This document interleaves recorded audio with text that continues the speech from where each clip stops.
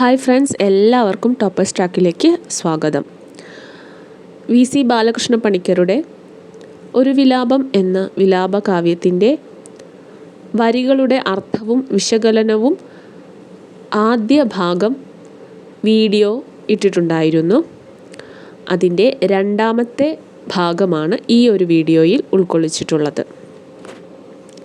എല്ലാവർക്കും വീഡിയോയിലേക്ക് സ്വാഗതം. അടുത്ത വരികൾ: സ്വാതന്ത്ര്യത്തോടുകൂടി സ്വയമുയരുമൊരീ നിന്റെ ജീവൻ ക്രമത്തിൽ കൈതന്നും വെച്ചു വാനോർ വനിതകൾ അരുളിയിടുന്നൊരഗ്രാസനത്തിൽ ആതങ്കം വിട്ടുമിന്നി കിളികളിളകുമാ നന്ദനത്തോപ്പിൽ ഏന്തും ഗീതത്തോടൊത്തു പുത്തൻ മണമണിയും ഇളങ്കാറ്റു തെല്ലാട്ടിടട്ടെ. അപ്പോൾ സ്വർഗത്തിൽ നിനക്ക് നല്ലത് വരട്ടെ, അല്ലെങ്കിൽ നല്ലതായിരിക്കട്ടെ എന്ന ആശംസയാണ് ഈ ഒരു 4 വരികളിലൂടെ കവി പറയുന്നത്. സ്വർഗത്തിലെ ദേവസ്ത്രീകൾ അവളെ സ്വീകരിക്കുകയും സിംഹാസനത്തിൽ ഇരുത്തുകയും ചെയ്യും. പരേതയുടെ ആത്മാവ് നന്ദനോദ്യാനത്തിൽ, അതായത് സ്വർഗത്തിലെ നന്ദന ഉദ്യാനത്തിൽ നിന്ന് വീശിയടിക്കുന്ന കാറ്റുകൊള്ളുമാറാകട്ടെ എന്ന് ആശംസിക്കുകയാണ്. ഉത്തമയായ ഭാര്യ സ്വർഗത്തിൽ തന്നെ പോകുമെന്നും അവിടെ അവൾക്ക് നല്ല ജീവിതം ലഭിക്കുമെന്നും അയാൾ വിശ്വസിക്കുന്നുണ്ട്.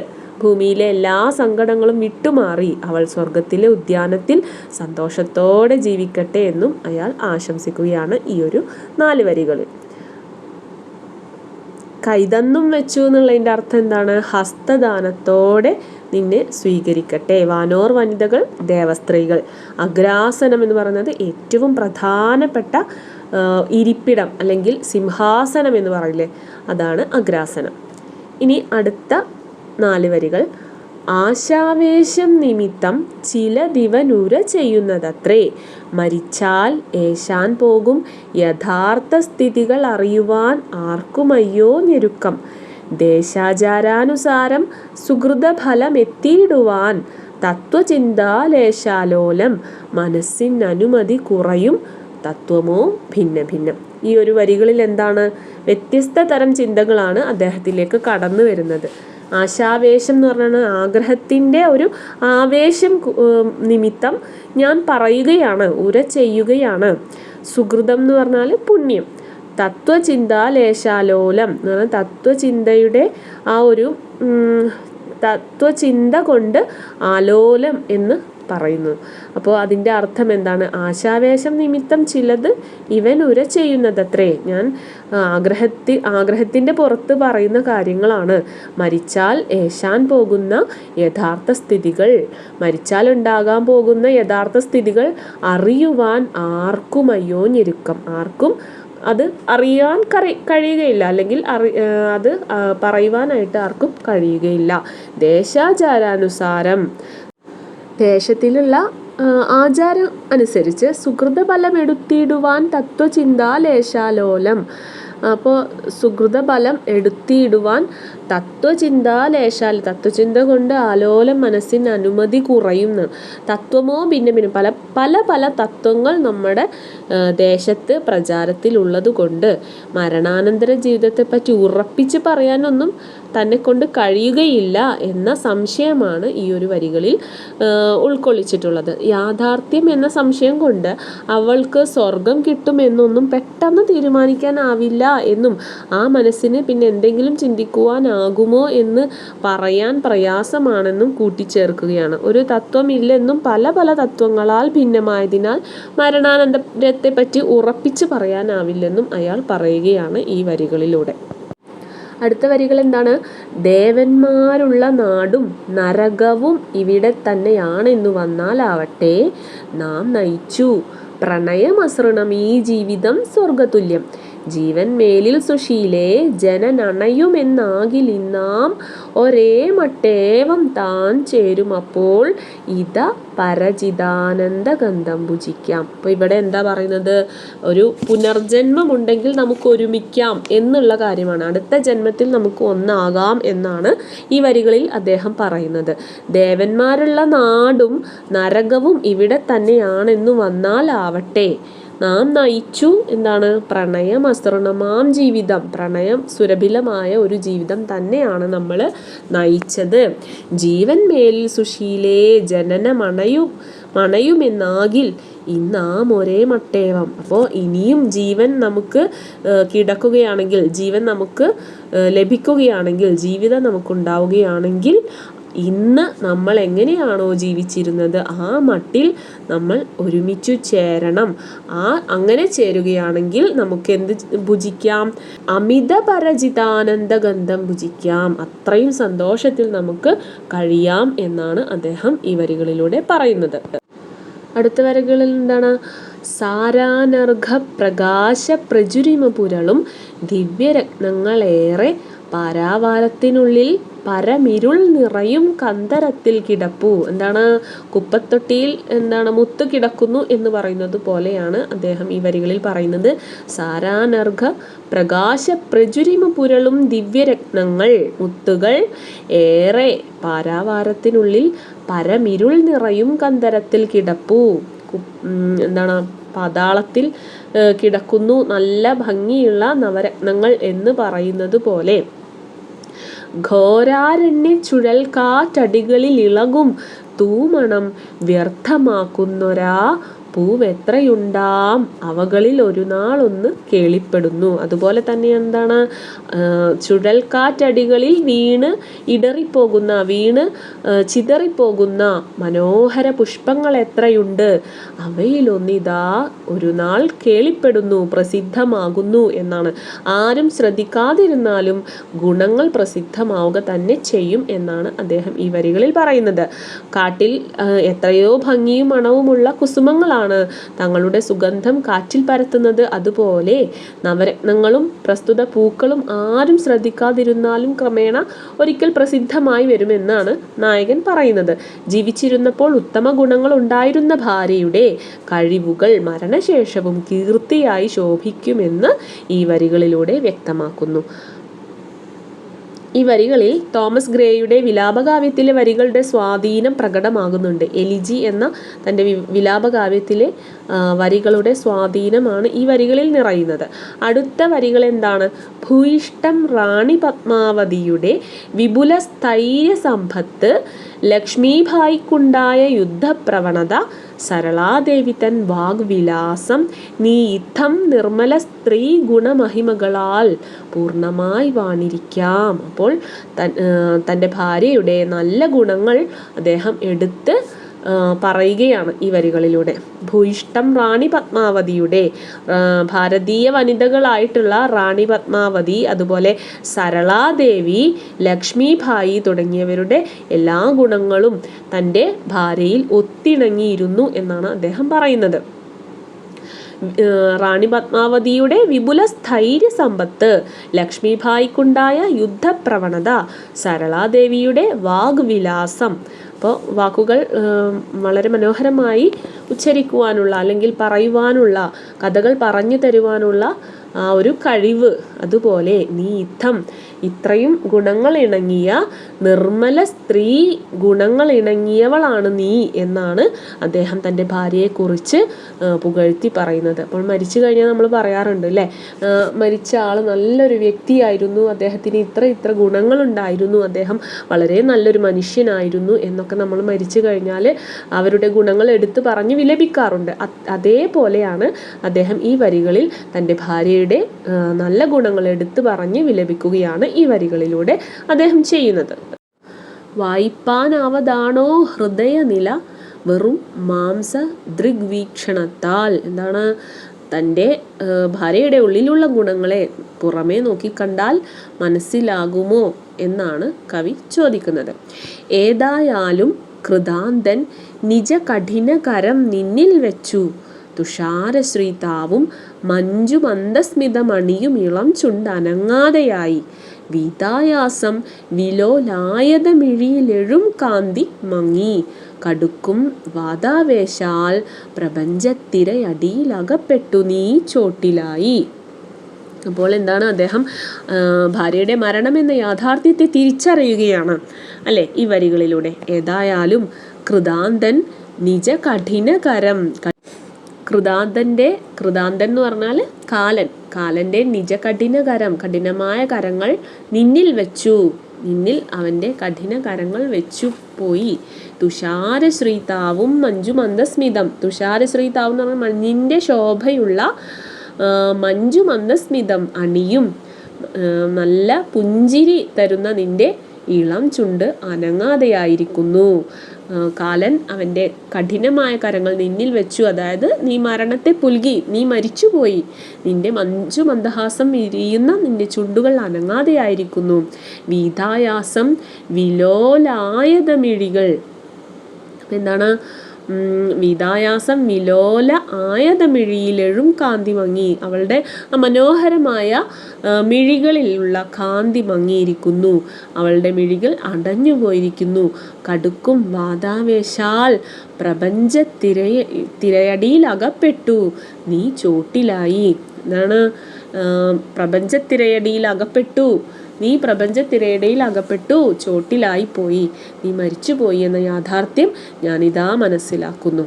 അടുത്ത വരികൾ എന്താണ്? ആകപ്പാടെ വിമർശിച്ചറിയുവതിനസാധ്യങ്ങളാകുന്നു നാനാപാകം പറ്റുന്ന ദിവ്യപ്രകൃതിയുടെ വികാരങ്ങൾ വിശ്വോത്തരങ്ങൾ. ലോകം രംഗം നരന്മാർ നടർ. ഇത് വളരെ സാരമാം തത്വം എങ്ങോ പോകട്ടെ. മാംസമേതോ മലകലിതമുടൽ കെട്ടിതുൽകൃഷ്ടമാണോ. അപ്പോൾ എന്താണ് അടുത്ത വരികളിലുള്ളത്?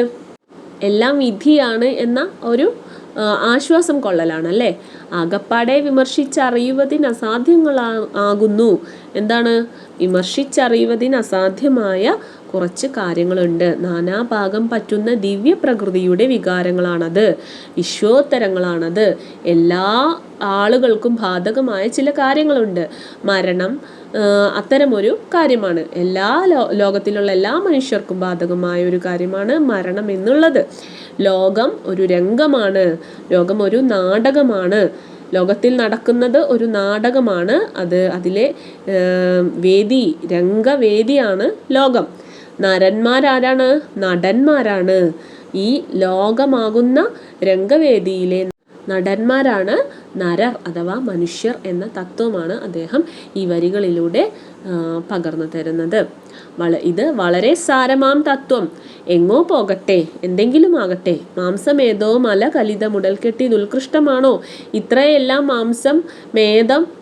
മാംസം മേധസ് മലം കലിതം എല്ലാം അടങ്ങിയ ഈ ഉടൽ കെട്ട് അത്ര ഉത്കൃഷ്ടമാണോ എന്നാണ് കവി ചോദിക്കുന്നത്. അപ്പോൾ ഇതിൽ ഉയർത്തുന്നത് ഒരു വലിയ തത്വചിന്തയാണ് അല്ലേ. ധീരശ്രീ സർവസൈന്യാധിപനുടെ കരവാൾ ഒഴിബനുള്ള ചെങ്കോൽ ഈ രണ്ടിനും നമിക്കാത്തൊരു പഴയ മഹാശക്തി മീതെ ജയിപ്പു. സാരജ്ഞേ തൽപ്രയുക്തം നിയമമനുസരിച്ചിന്ന് ലോകങ്ങൾ ഓരോ നേരത്തോരോ വിധത്തിൽ തിരിയും, അത് തടുത്തിടുവാനാവതല്ല. അപ്പോൾ ഈ വരികളിലും എന്താണ്? തത്വചിന്തയാണ് മുന്നോട്ട് വെക്കുന്നത്. ധീരശ്രീ സർവസൈന്യാധിപനുടെ കരവാളുള്ള സർവസൈന്യാധിപൻ, അതുപോലെ ചെങ്കോലുള്ള ഉഴിബൻ രാജാവ് അല്ലെ. ഈ രണ്ടിനും തല കുനിക്കാത്ത അല്ലെങ്കിൽ കീഴ്വഴങ്ങാത്ത ഒരു പഴയ മഹാശക്തി, ഇതിനെല്ലാം മേലെയായിട്ടുള്ള ഒരു വലിയ മഹാശക്തി എപ്പോഴും ജയിക്കുന്നുണ്ട്. സാരജ്ഞേ തൽപ്രയുക്തം, അതുപോലെ അദ്ദേഹം നിശ്ചയിക്കുന്നത് പോലെ അദ്ദേഹത്തിൻ്റെ നിയമത്തിനനുസരിച്ച് ഇന്ന് ലോകങ്ങൾ ഓരോ നേരത്ത് ഓരോ വിധത്തിൽ തിരിയുന്നു, അത് നമുക്ക് തടുക്കാൻ കഴിയുകയില്ല എന്ന തത്വചിന്തയാണ് അദ്ദേഹം ഈ വരികളിലൂടെ നമുക്ക് പകർന്നു തരുന്നത്. ലാവണ്യം കൊണ്ടിണങ്ങും പുതുമ, കവിത കൊണ്ടുള്ള സൽകീർത്തി, വിവൽഭാവം കൊണ്ടുള്ള മാന്യസ്ഥിതി, രണപടുതാമൂലമാ വൻ പ്രതാപം, ഈ വണ്ണം വർണ്ണനീയം ഗുണമഖിലമൊരേ വാതിലിൽ തട്ടിമുട്ടി ജീവത്താം ആദിമൂല പ്രകൃതിയിൽ ഒടുവിൽ ചെന്നു ചേരുന്നുവല്ലോ. അപ്പോൾ ഈ വരിയിലും തത്വചിന്തയാണ് നമുക്ക് കാണാൻ കഴിയുന്നത്, ദർശനങ്ങളാണ് കാണാൻ കഴിയുന്നത്. ലാവണ്യം കൊണ്ടിണങ്ങുന്ന പുതുമ, കവിത കൊണ്ടുള്ള സൽകീർത്തി, വിവൽഭാവം കൊണ്ടുള്ള മാന്യസ്ഥിതി, രണപടുതാമൂലം അതായത് യുദ്ധപടുത്വം മൂലമുള്ള വൻ പ്രതാപം, ഈ വണ്ണം വർണ്ണനീയം ഗുണം അഖിലം ഒരേ വാതിലിൽ. ഇങ്ങനെ വർണ്ണനീയമായ ഗുണങ്ങളെല്ലാം അഖില ഗുണങ്ങളും ഒരേ വാതിലിൽ തന്നെ തട്ടിമുട്ടി ജീവത്തായ ആദിമൂല പ്രകൃതിയിൽ ഒടുവിൽ ചെന്നു ചേരുന്നു എന്ന വലിയ തത്വമാണ് അദ്ദേഹം ഈ വരികളിലൂടെ നമുക്ക് പകർന്നു തരുന്നത്.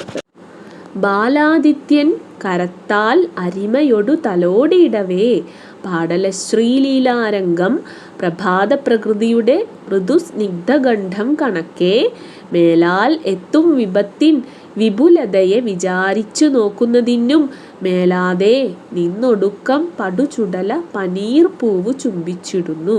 അപ്പോൾ ഈ വരികളിൽ എന്താണ്? ജീവിതത്തിൽ നടന്ന അപ്രതീക്ഷിതമായ സംഭവങ്ങളെയാണ് അദ്ദേഹം ഈ വരികളിലൂടെ പറയുന്നത്. ബാലാദിത്യൻ, അതായത് എന്താണ്? പ്രഭാതത്തിലുള്ള സൂര്യൻ. കരത്താൽ അരിമയൊടു തലോടിയിടവേ, അരിമയോടെ എന്താ പ്രഭാത സൂര്യൻ്റെ ആ രശ്മി കിരണങ്ങൾ മെല്ലെ പതിക്കുന്നതിനെയാണ് അദ്ദേഹം അത്രയും വർണ്ണനാ പാടവത്തോടു കൂടി പറഞ്ഞു വെക്കുന്നത്. കരത്താൽ, ബാലാദിത്യൻ്റെ കൈകളാൽ അരിമയോടു, നല്ല അരുമയോടെ തലോടിയിടവേ, തലോടുന്ന നേരത്ത് പാടലശ്രീലീലാരംഗം പ്രഭാത പ്രകൃതിയുടെ മൃദുസ്നിഗ്ധഗണ്ഡം കണക്കെ മേലാലെത്തും വിപത്തിൻ വിപുലതയെ വിചാരിച്ചു നോക്കുന്നതിനും മേലാതെ നിന്നൊടുക്കം പടുചുടല പനീർപ്പൂവ് ചുംബിച്ചുടുന്നു. അതായത് പനിനീർപ്പൂവ്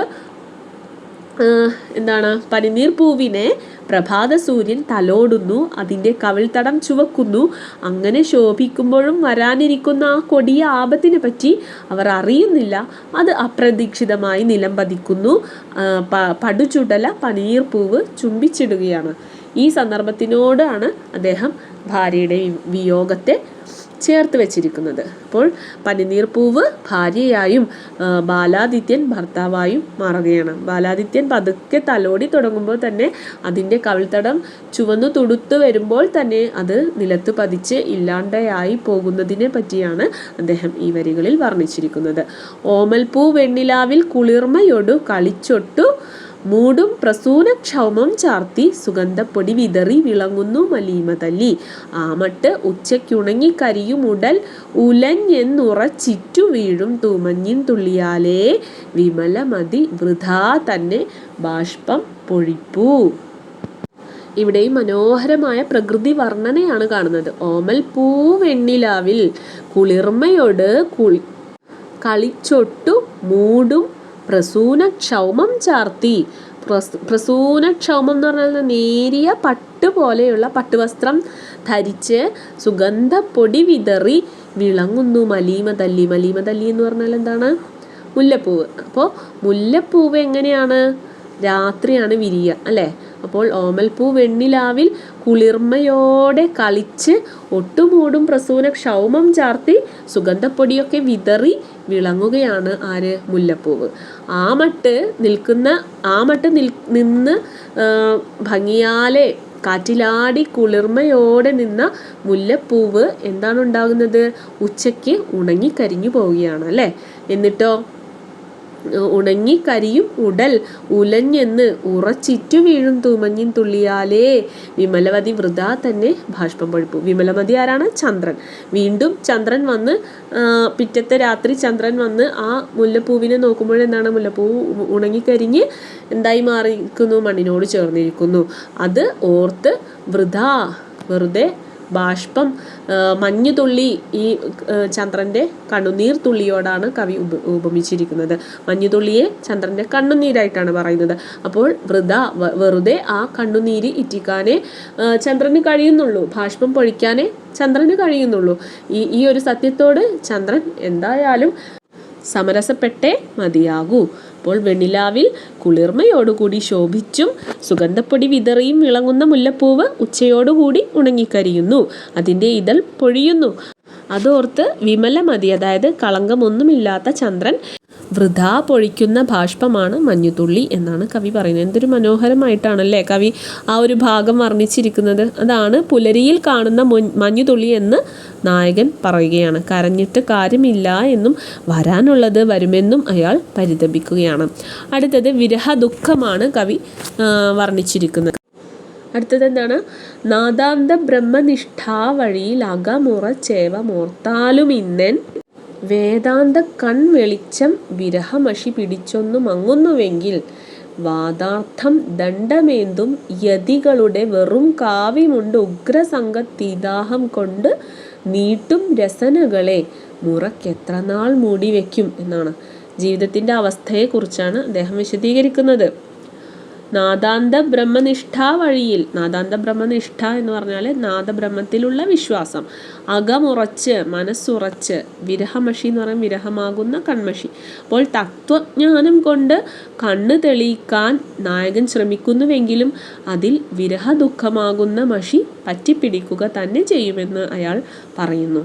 ഈ പ്രാപഞ്ചിക തത്വം അറിയുന്നവന് ഇതാണ് അനുഭവമെങ്കിൽ വെറും വേഷം കൊണ്ട് സന്യാസിയായി അഭിനയിക്കുന്നവന് ഭൗതികാസക്തി വിട്ടുപോകുന്നത് എങ്ങനെയെന്നും നായകൻ ചോദിക്കുകയാണ്. അപ്പോൾ വിരഹ ദുഃഖം ആണ് ഈ വരികളിൽ അദ്ദേഹം കൊടുത്തിരിക്കുന്നത്.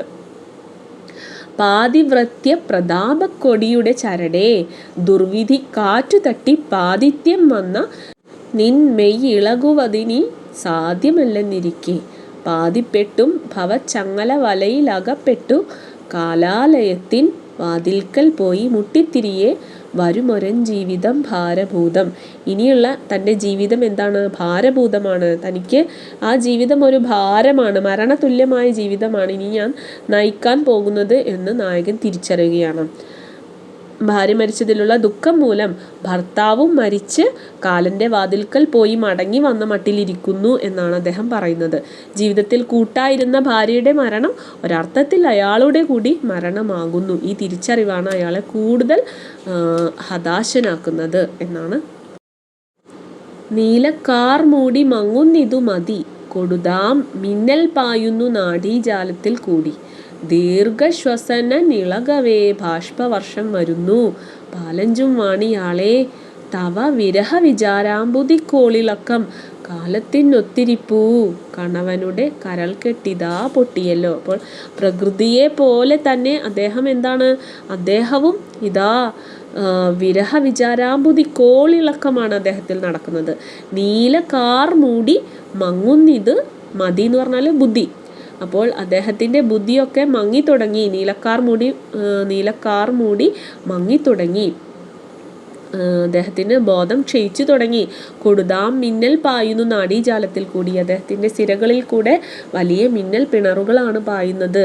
ദീർഘശ്വസന നിളകവേ ബാഷ്പവർഷം വരുന്നു, ദീർഘനിശ്വാസം വിടുന്നതിനൊപ്പം തൻ്റെ കണ്ണുകളിലൂടെ ധാരയായി ബാഷ്പങ്ങൾ ഉതിരുന്നു.